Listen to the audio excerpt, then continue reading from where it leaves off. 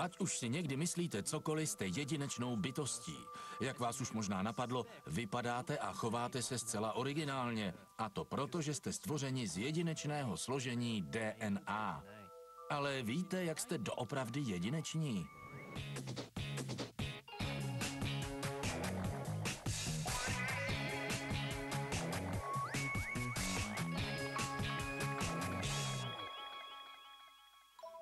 Sestáváte z bilionů buněk, stovek orgánů, svalů, kostí a šlach. Máte jistou inteligenci, odolnost vůči nemocem a jedinečný vzhled. Ale všechny vaše specifické a skvělé součástky fungují podle formule založené na pár molekulách známých jako nukleotidové báze.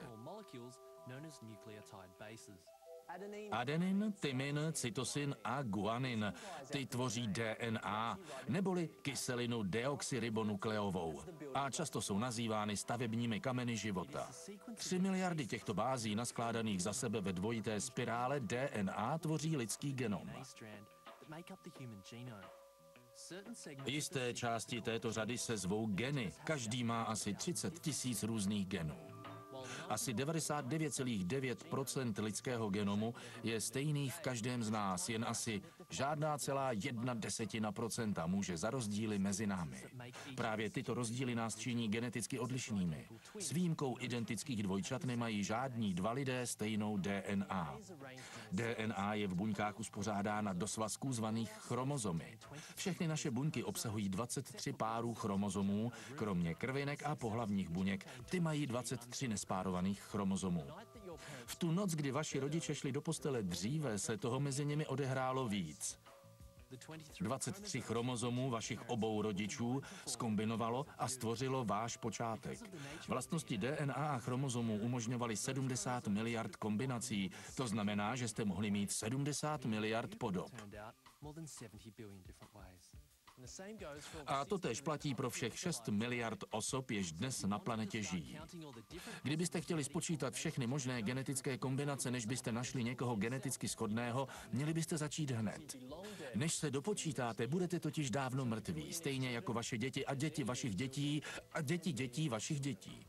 Vlastně by mohlo dohořet a zmizet slunce, než byste někoho našli.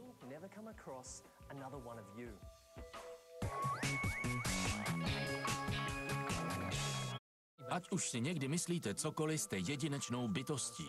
Jak vás už možná napadlo, vypadáte a chováte se zcela originálně. A to proto, že jste stvořeni z jedinečného složení DNA.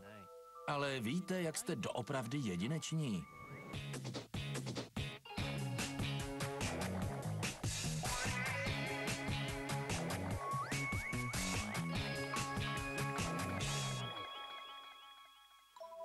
Sestáváte z bilionů buněk, stovek orgánů, svalů, kostí a šlach. Máte jistou inteligenci, odolnost vůči nemocem a jedinečný vzhled.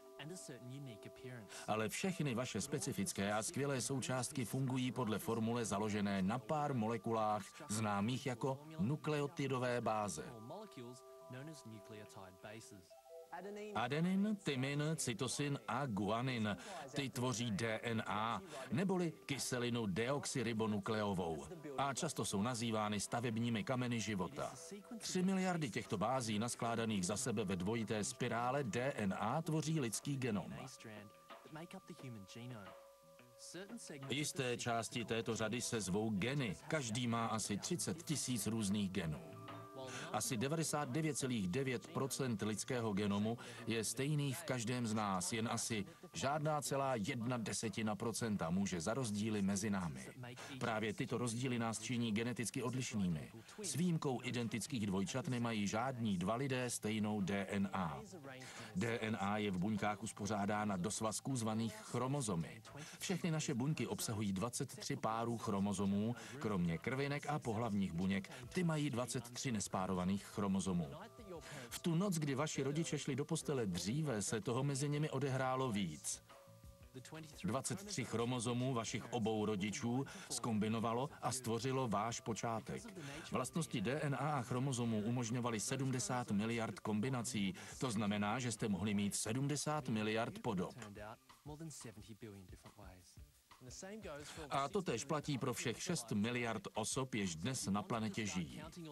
Kdybyste chtěli spočítat všechny možné genetické kombinace, než byste našli někoho geneticky shodného, měli byste začít hned. Než se dopočítáte, budete totiž dávno mrtví, stejně jako vaše děti a děti vašich dětí a děti dětí vašich dětí. Vlastně by mohlo dohořet a zmizet slunce, než byste někoho našli.